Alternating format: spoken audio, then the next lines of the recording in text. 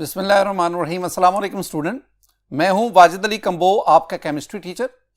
Student, chemistry first year chapter 9 और हम topic पढ़ रहे हैं कलेक्टिव प्रॉपर्टीज। आज कलेक्टिव प्रॉपर्टीज के सिलसिले में ये तीसरा लेक्चर है।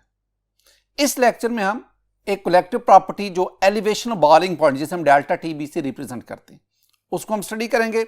हम उसकी ग्राफिकल एक्सप्लेनेशन पढ़ेंगे, डेल्टा टीबी का मोलैलिटी से क्या रिलेशन है, और फिर हम determination of molar mass by delta TB, और फिर हम एक मेथड पढ़ेंगे लैंड्सबर्जर मेथड, और उस मेथड की मदद से how can we measure the delta TB. तो आइए हम आगाज करते हैं elevation of boiling point. My dear student, ये जो एलिवेशन बॉइलिंग पॉइंट है ये कलेक्टिव प्रॉपर्टीज।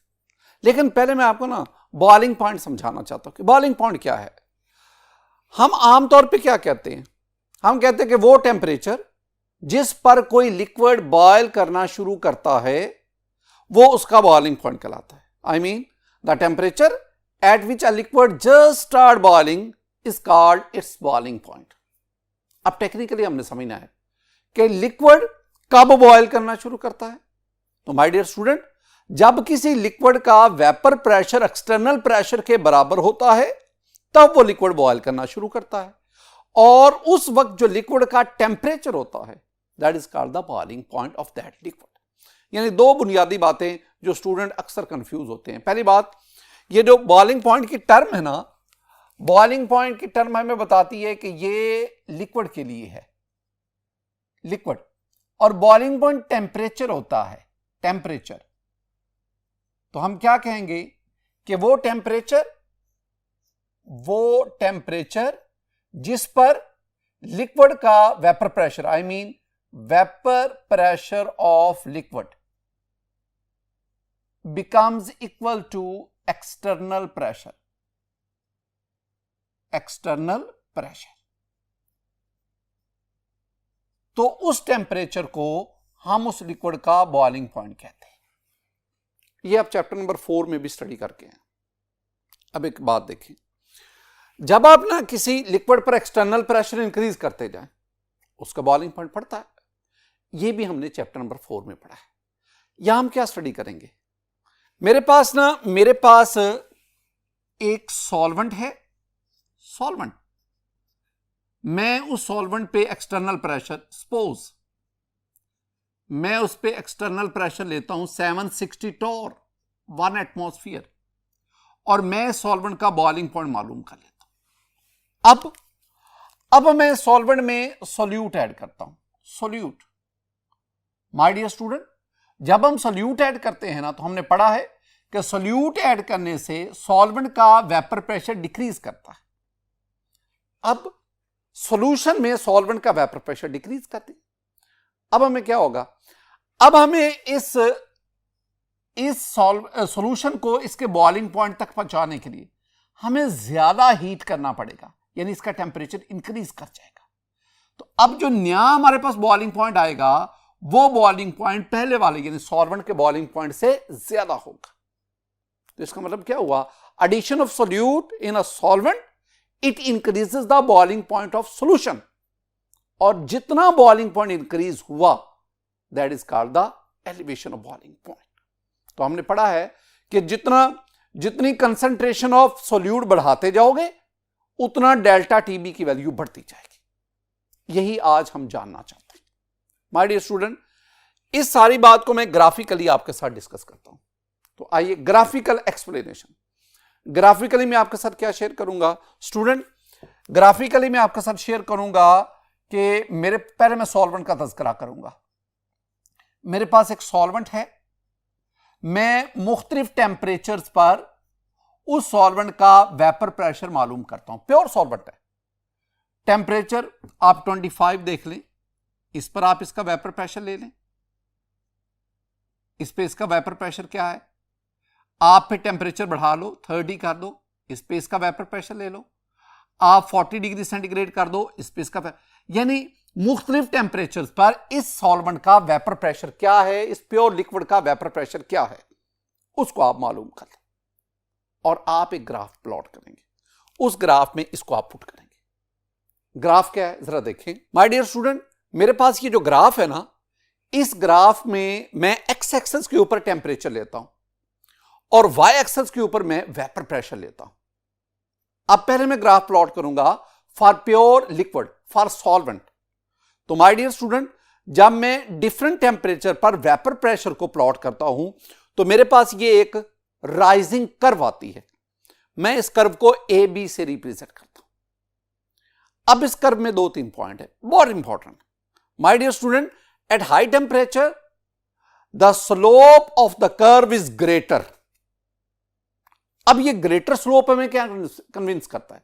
ये ग्रेटर स्लोप हमें बताता है कि हाई टेम्परेचर पर vapour pressure of the liquid increases rapidly. जैसे जैसे अब टेम्परेचर बढ़ता जाएगा, वेपर प्रेशर तेजी से लिक्विड का वेपर्स में कन्वर्ट होने का प्रोसेस फास्ट होता जाएगा और हाई टेम्परेचर पर आपका वेपर प्रेशर तेजी से रैपिडली इंक्रीज करता है।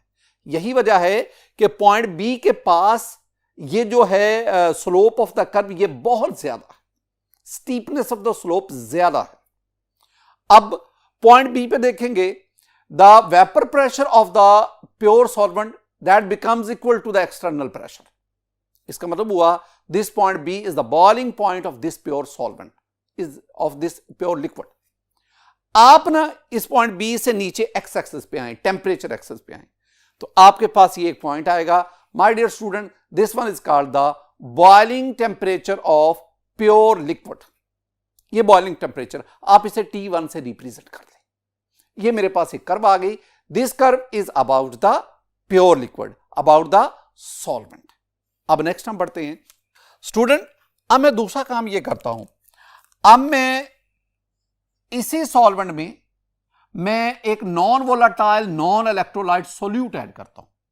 जब सोल्यूट ऐड करूंगा, अब मेरे पास ये सॉल्यूशन बन गया, सॉल्यूशन। अब मैं सॉल्यूशन का ना टेम्परेचर, वेपर प्रेशर, यानी मुख्तलिफ टेम्परेचर पर मैं इसका वेपर प्रेशर मालूम करूंगा और वेपर प्रेशर मालूम करके उसको भी मैं ग्राफ में प्लॉट करूंगा। कैसे, ये जरा देखिए माय डियर स्टूडेंट। अब इसी ग्राफ में जहां पे हमने प्योर लिक्विड उसका टेम्परेचर वर्सेस वेपर प्रेशर हमने ग्राफ प्लॉट किया था, अब इसमें मैं मुख्तलिफ टेम्परेचर पर सॉल्यूशन का वेपर प्रेशर उसको प्लॉट करता हूं। तो मेरे पास एक ये कर्व आएगी। This curve is below the curve of pure liquid.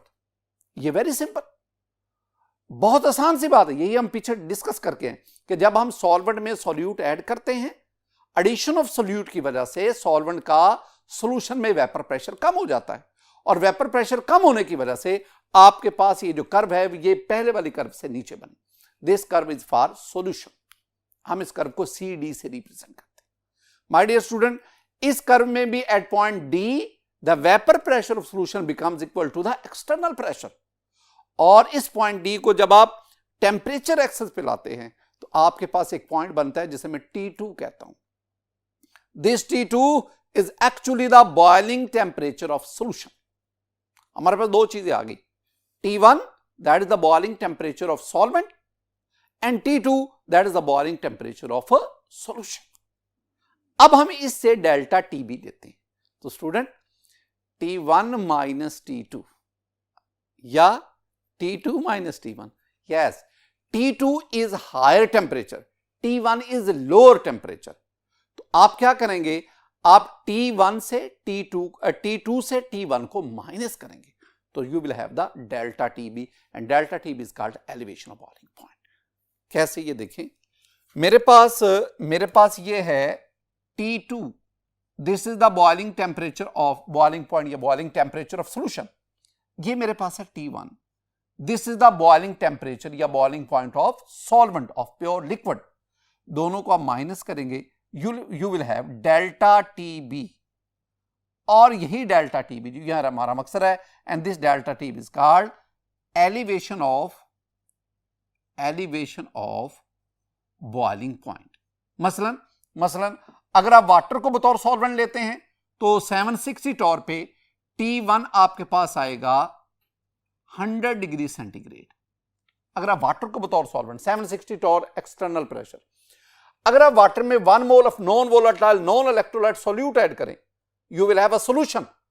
अब सॉल्यूशन का 760 टॉर पे आप दोबारा बॉइलिंग पॉइंट मालूम करेंगे तो you will have 100.52 degree centigrade. अब हमने क्या करना है, हमने T2 से T1 को माइनस करना, 100.52 माइनस 100, तो we have the delta TB that is 0.52 degree centigrade. इसका मतलब है कि अगर आपके पास 1 molar solution, 1 molar aqueous solution, तो उस 1 मोलर एक्वस सॉल्यूशन उसमें जो एलिवेशन बॉइलिंग पॉइंट हुई तो वो है 0.52 डिग्री सेंटीग्रेड। हम आगे बढ़ते हैं student. Relation between molality and delta TB, ये पीछे भी मैं आपके साथ शेयर करके आया हूं, डिस्कस करके आया हूं। दोबारा जरा देखें, पीछे मैंने आपको समझाया था कि अगर आपके पास मोलैलिटी स्मॉल m से रिप्रेजेंट कर रहा हूं और इधर मैं डेल्टा TB ले रहा हूं, माय डियर स्टूडेंट, मैंने आपको बताया था कि अगर आपके पास 0.1 मोलर सॉल्यूशन होगा तो डेल्टा TB है 0.052 डिग्री सेंटीग्रेड। ये मैं वाटर की बात कर रहा हूं, जब वाटर को बतौर सॉल्वेंट आप लेते हैं, और जब आप मोलैलिटी बढ़ाकर 1 मोलर कर दें, 1 मोलर, तो फिर ये भी बढ़कर 0.52 डिग्री सेंटीग्रेड होगा। तो मैंने आपसे कहा था कि आप जितने गुना मोलैलिटी बढ़ाते हैं उतने गुना डेल्टा TB की वैल्यू बढ़ जाती है। आपने 10 टाइम्स मोलैलिटी बढ़ाई, 10 गुना मोलैलिटी बढ़ाई, तो डेल्टा TB की वैल्यू भी कितनी बढ़ गई, 10 गुना, 10 टाइम्स। ये तब है, तो हमने फिर क्या कहा, हमने कहा कि delta TB elevation of boiling point is directly proportional to molality. मैंने एक यहां पे तज़किरा किया था, मैंने कहा था कि डेल्टा TB मोलैलिटी के डायरेक्टली प्रोपोर्शनल है। जितने गुना मोलैलिटी ऑफ सॉल्यूशन बढ़ती है उतने गुना डेल्टा TB की वैल्यू बढ़ती है, बशर्ते के यहां कंडीशन है। कंडीशन क्या है, 3 कंडीशन अगर पूरी हो, और वो 3 कंडीशंस कौन कौन सी हैं। पहली बात हमने की थी, the solution should be dilute. अगर सॉल्यूशन कंसंट्रेटेड होगा तो फिर डेल्टा TB मोलैलिटी के डायरेक्टली प्रोपोर्शनल नहीं होगा। और दूसरी कंडीशन क्या थी, दूसरी कंडीशन थी the solute should be non volatile, और तीसरी condition the solute should be non electrolyte. अगर ये 3 कंडीशन फुलफिल्ड होती हैं तो फिर ये रिलेशन इसके डायरेक्टली प्रोपोर्शनल। अब सपोज ये तीनों कंडीशन पूरी हो रही हैं तो delta TB is directly proportional to molality, और प्रोपोर्शनैलिटी साइन खत्म करेंगे, you will have delta TB that is equal to KBM। My dear student, ये जो KBM, इसमें जो KB है ना, KB इज वेरी इंपॉर्टेंट, और यहां पे ये जो KB है स्टूडेंट, ये KB हमें 2 बातें बता रहा है। This one is called molar boiling point constant, ये याद रखना है, पीछे भी हम पढ़ के हैं।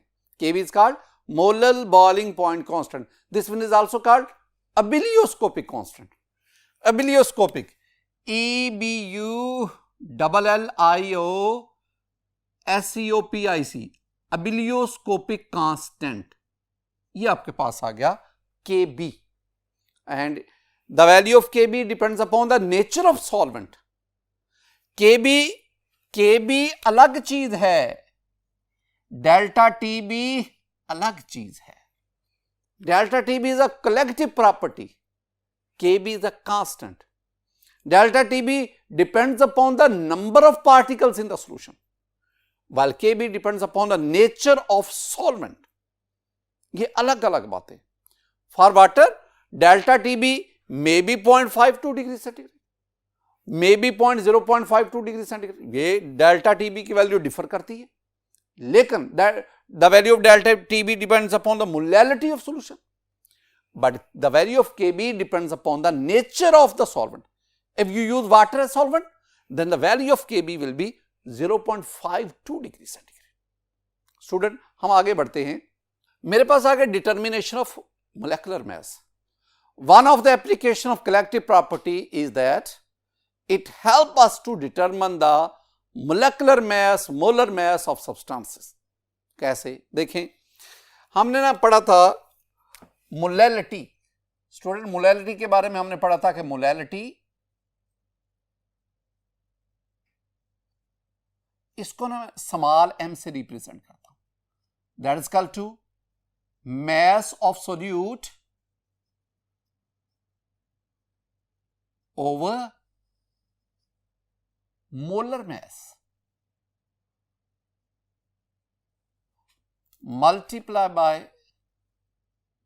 1 over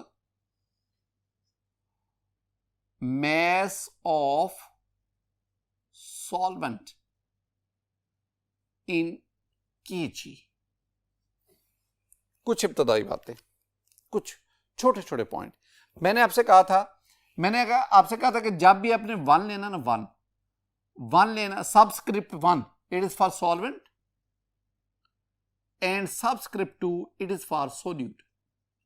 ये पिछले दोनों लेक्चर्स में भी, कलेक्टिव प्रॉपर्टीज के पिछले दोनों लेक्चर, उसमें भी मैंने इसका तज़किरा किया। हम जो मैस है ना, मैस को हम W से लेते हैं, तो mess of solute mean W2, 2 for solute, molar mass of solute M2। Student, आपके पास ना जो मैस ऑफ सॉल्वेंट आता है ना, वो केजी की बजाय अक्सर औकात ग्राम में आता है। तो अगर सॉल्वेंट का मैस ग्राम में आए, नो प्रॉब्लम। अगर ग्राम में आए तो आप न्यूमिनेटर में 1000 ले लेंगे और ग्राम में जो वैल्यू आएगी उसको डिनोमिनेटर में लेंगे। और आखिरी बात, मैस ऑफ सॉल्वेंट, तो मैस ऑफ सॉल्वेंट के लिए हम लेंगे W1। तो आपके पास ये चीजें क्या आ गई?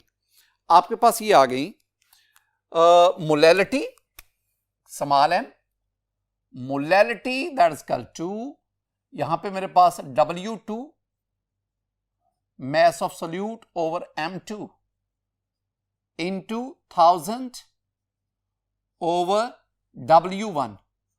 अब जो मैस ऑफ सॉल्वेंट है, मैं इसको किलोग्राम की बजाय ग्राम में लूंगा, क्योंकि ऊपर मैंने 1000 लिखा।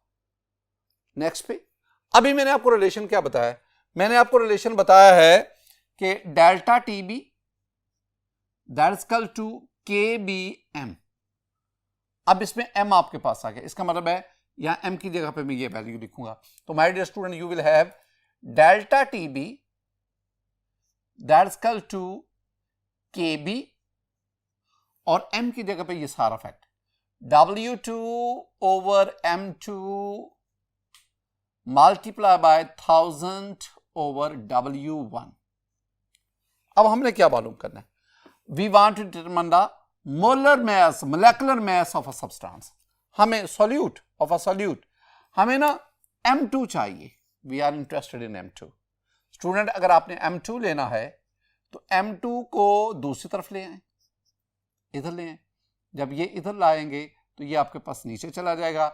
You will have KB, this one is KB over delta TB multiply by 1000, and here you have W2 over W1।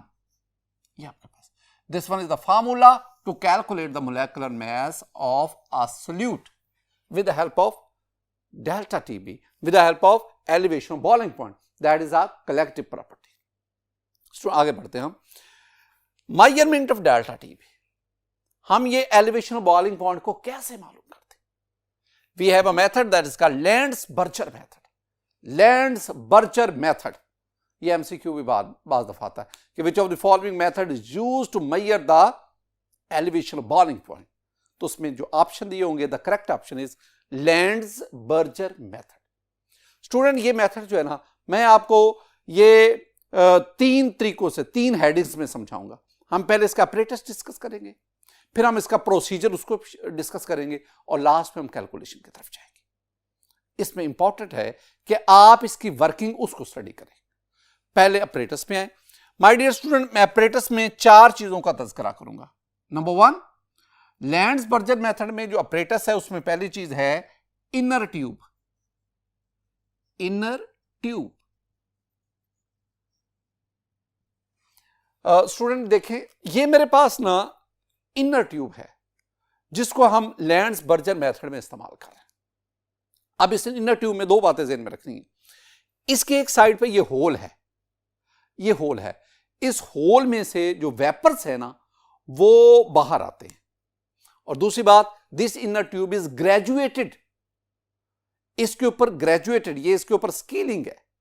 ये 2 बातें आपने इसके अंदर, ये जो ग्रेजुएटेड, इसका मकसद ये होता है कि हम इसके अंदर जो सॉल्यूशन है उसका वॉल्यूम जानना चाहते हैं और फिर हम उसकी डेंसिटी को मालूम करना होता है। दूसरी चीज जो हम डिस्कस करेंगे, इसमें ये दो बातें आप लिखेंगे, याद करेंगे। पहली बात, it has a side hole, और दूसरी बात इन ट्यूब में it is graduated. My dear student, आगे बढ़ते हैं। नंबर 2 में we have the boiling flask. Boiling flask, अब इस बॉइलिंग फ्लास्क में क्या क्या चीज ज़हन में रखनी है my dear student? Boiling flask में ना इसको हम देखते हैं। बॉइलिंग फ्लास्क में मेरे पास ये एक राउंड बॉटम फ्लास्क है, इसमें हम सॉल्वेंट की कुछ मिकदार लेते हैं। इसके ऊपर ये एक यू शेप ट्यूब है, इस यू शेप ट्यूब के एंड पे ये रोज हेड है। इस रोज हेड के अंदर ना माइन्यूट पोर्स होते हैं, माइन्यूट पोर्स होते हैं। असल में होता क्या है कि आप इधर से ना सॉल्वेंट को हीट करते हैं, ये सॉल्वेंट अपने बॉइलिंग पॉइंट पे जाकर ये बॉयल करता है, it will produce the vapours, और वो वेपर्स इस यू ट्यूब से रोज हेड में आते हैं, और फिर रोज हेड से वो वेपर्स जो है ना वो इनर ट्यूब में मौजूद लिक्विड उसको हीट करते हैं। ये बिल्कुल उसी तरह है जैसे आप ना किसी हिली एरियाज जैसे मरी है या हमारे जो शुमाली इलाका जात हैं, उधर जब आप जाते हैं ना तो वहां पे आपको कॉफी या जो टी शॉप्स है उस पे आप देखेंगे ना तो उनके पास एक स्टीमर होता है। वो क्या करते हैं, वो जो कप है उसके अंदर तमाम इंग्रेडिएंट डालकर वो स्टीमर जो है उसके नीचे उसको कर देते हैं, और फिर उसमें स्टीम इंजेक्ट करते हैं। स्टीम क्या करती है, स्टीम उस लिक्विड में जाकर यानी कॉफी या चाय के अंदर जाकर वो वाटर जो है वो स्टीम से लिक्विड स्टेट में आता है और अपनी लेटेंट हीट ऑफ कंडेंसेशन उसको मुंतकिल करता है, और यूं उस कॉफी का या टी उसका टेम्परेचर इंक्रीज करता है, और हाई टेम्परेचर पे जाकर वो कॉफी जो है वो काफी एंजॉयबल है। तीसरी चीज जो हम डिस्कस करेंगे स्टूडेंट वो है नंबर 3 पे आउटर ट्यूब। पहले इनर ट्यूब थी, अब ये क्या है, आउटर ट्यूब। ये आउटर ट्यूब क्या है इसको जरा हम देखते हैं। माय डियर स्टूडेंट, इस आउटर ट्यूब में ना मेरे पास ये आउटर ट्यूब है, इसका मकसद ये होता है कि इनर ट्यूब से जो वेपर्स आते हैं ना ये आउटर ट्यूब उन वेपर्स को कलेक्ट करती है, ये इसका मेन काम। जो आखिरी अपरेटस में हमारे पास चीज है उसकी तरफ आते हैं। जो आखिरी चीज है वो बहुत इंपॉर्टेंट है, that is a thermometer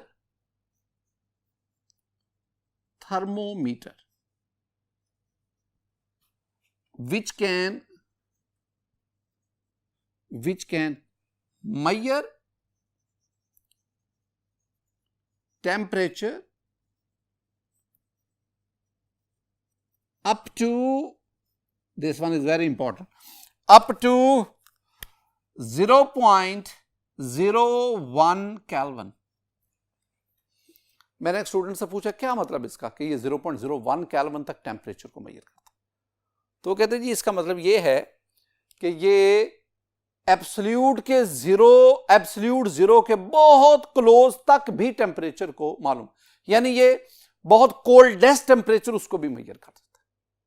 answer ये नहीं है माय डियर स्टूडेंट, इसका मतलब है कि this thermometer it can measure temperature up to an accuracy of 0.01 kelvin. इस हद तक एक्यूरेटली ये टेम्परेचर को मेजर करता है। This thermometer is called Beckmann thermometer. Beckmann's thermometer, ये जो मैं बात आपको स्टूडेंट बता रहा हूं ना, ये भी अक्सर एमसीक्यू पूछा जाता है कि Beckmann thermometer can measure temperature up to, तो द आंसर है अप टू 0.01 केल्विन। मैं कहना क्या चाहता हूं जरा इसको देखिए, ये मेरे पास ना बेकमैन थर्मोमीटर है, ये 0.01 केल्विन तक टेम्परेचर एक्यूरेटली मेजर करता है। क्या मतलब, इस बेकमैन थर्मोमीटर में अगर आप जरा क्लोज जाके देखेंगे ना तो आपके पास ये है, suppose this one is 230 kelvin और ये ऊपर जो आपके पास मार्क है ये 231 केल्विन है। माय डियर स्टूडेंट, अगर ये 230 और 231 के दरमियान जो हिस्सा है इसको मैं 10 इक्वल पार्ट्स में डिवाइड करता हूं, तो इसका मतलब हुआ ये पहले वाला जो है ये 230.1, ये दूसरा 230.2 230.3 एंड सो ऑन। इसका मतलब है कि 230.1 और 230.2 के दरमियान जो है ये 0.1 केल्विन का डिफरेंस है। लेकिन अगर मैं ये मजीद क्लोज होके मैं ये 230.1 और 230.2 इसके दरमियानी हिस्सा को 10 इक्वल पार्ट्स में डिवाइड करूं तो इसका मतलब हुआ कि हर पार्ट जो है ना दैट इज 0.01 केल्विन। तो इसका मतलब हुआ कि जो हमारे पास बेकमैन थर्मोमीटर है it can measure temperature up to an accuracy of 0.01 kelvin. ये हमारे पास वो सारी चीजें हैं, ये अपरेटस है जिसमें हमने 4 चीजों को पढ़ा। अब आए हम प्रोसीजर को डिस्कस करते हैं। प्रोसीजर में मैं ये जो अपरेटस है इसकी सेटिंग करूंगा और फिर मैं पहले सॉल्वेंट उसका बॉइलिंग पॉइंट मालूम करूंगा, उसको मैं T1 से रिप्रेजेंट करूंगा और उसके बाद यानी मैं पहले बॉइलिंग पॉइंट ऑफ सॉल्वेंट लूंगा, पॉइंट ऑफ सॉल्वेंट इसको T1 से हम रिप्रेजेंट करते हैं और इसके बाद मैं उस सॉल्वेंट में सॉल्यूट ऐड करूंगा, मेरे पास सॉल्यूशन बनेगा, फिर मैं बॉइलिंग पॉइंट ऑफ सॉल्यूशन इसको मालूम करूंगा, ये मेरे पास T2 आएगा और मुझे पता है कि T2 minus T1 that is called delta TB, ये मेरे पास आएगा। अब ये T1 T2 इसको मैं कैसे कैलकुलेट करूंगा, इसको मैं मालूम कैसे करूं, जरा देखें माय डियर स्टूडेंट। ये मेरे पास लैंड्स-बर्जर मेथड उसका मुकम्मल अपरेटस जिसके हमने 4 पार्ट्स पढ़े। अब इसमें देखें, आप पहले ये काम करेंगे कि ये जो इनर ट्यूब है ना इसमें आप सॉल्वेंट लेंगे, solvent a known amount of solvent उसको आप लेंगे और सॉल्वेंट के अमाउंट को हम W1 से रिप्रेजेंट करते हैं। तो W1 अमाउंट ऑफ सॉल्वेंट उसको ग्राम में ले लें। सपोज आपने 40 ग्राम सॉल्वेंट ले लिया, उसको आपने इनर ट्यूब में लेना है विच इज ग्रेजुएटेड, जिसके एक साइड पे होल है। अब आपने ना ये बॉइलिंग फ्लास्क जो है आपने इसके अंदर भी स्मॉल अमाउंट ऑफ सॉल्वेंट वो ले लेना। अब आप क्या करेंगे, आप इस बॉइलिंग फ्लास्क को हीट करेंगे। जब आप हीट करेंगे ये बॉइलिंग पॉइंट पे जाकर ये बॉयल करेगा, it will produce the vapours और वेपर्स जो है वो यू शेप ट्यूब से आएंगे रोज हेड में और रोज हेड से वो जो वेपर्स हैं वो उस सॉल्वेंट पे ऐड होते जाएंगे और वो जो वेपर्स हैं वो उस सॉल्वेंट का टेम्परेचर इंक्रीज करेंगे। बेकमैन थर्मोमीटर की रीडिंग हमें बता रही होगी कि जैसे जैसे रोज हेड से वेपर जो हैं वो सॉल्वेंट में ऐड होते जाते हैं वैसे वैसे टेम्परेचर इंक्रीज कर रहा है। मैंने एक सेंटेंस आपको बोला था कि ये जो वेपर्स हैं they increase the temperature of the solvent due to their latent heat of condensation. जब वेपर लिक्विड का हिस्सा बनता है तो उस दौरान वो हीट रिलीज करता है, that is exothermic approach. Condensation is an exothermic approach and due to that condensation the temperature of the solvent increase। Student आपने केयरफुली से ऑब्जर्व करना है, एक वक्त आएगा जब ये इनर ट्यूब में मौजूद लिक्विड जो प्योर लिक्विड है जो सॉल्वेंट है ये बॉयल करना शुरू करेगा, that is called T1, that is the boiling temperature of the solvent. अब आपने कुछ देर के लिए ये वेपर्स की सप्लाई कट ऑफ कर दी। अब आप क्या करेंगे, आप इसके अंदर a known amount of non volatile non electrolyte solute add करेंगे। सपोज आपने 5 ग्राम सॉल्यूट ऐड किया, now you have the solution. अब आप इस सॉल्यूशन का बॉइलिंग पॉइंट जानना चाहते हैं, दोबारा से वही एक्टिविटी क्या करेंगे, आप दोबारा से बॉइलिंग फ्लास्क को हीट करेंगे, वेपर्स प्रोड्यूस होंगे और वो रोज हेड के जरिए उस सॉल्यूशन का टेम्परेचर इंक्रीज करेंगे। आहिस्ता आहिस्ता सॉल्यूशन का टेम्परेचर बढ़ता जाएगा, एक वक्त आएगा कि सॉल्यूशन बॉयल करना शुरू करेगा। When the solution just start boiling, it is the boiling point of the solution और आप वो थर्मोमीटर से टेम्परेचर T2 उसको नोट कर लेंगे। स्टूडेंट आपके पास T1 भी आ गया, आपके पास T2 भी आ गया, तो हमने क्या कहा, हमने कहा कि T2 minus T1 that is equal to delta TB। इस तरह आप इस डिफरेंस से एलिवेशन ऑफ बॉइलिंग पॉइंट इसको मालूम कर लेते हैं। साथ ही साथ आपने उस सॉल्यूशन का वॉल्यूम भी मालूम करना है।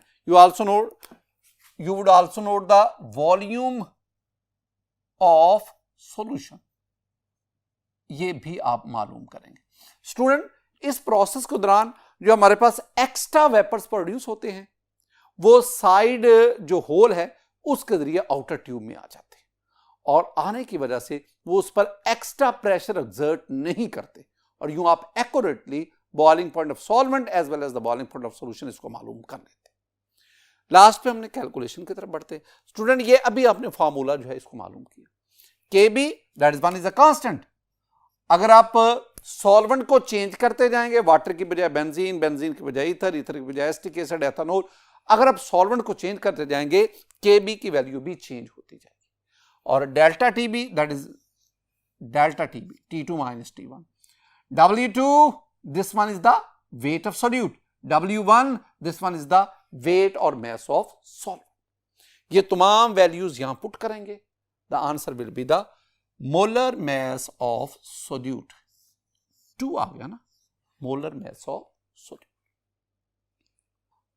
स्टूडेंट आज का ये लेक्चर बहुत इंपॉर्टेंट था। ये लेक्चर और इससे नेक्स्ट लेक्चर जो होगा डिप्रेशन ऑफ फ्रीजिंग पॉइंट, ये दोनों एग्जामिनेशन पॉइंट ऑफ व्यू से बहुत इंपॉर्टेंट है।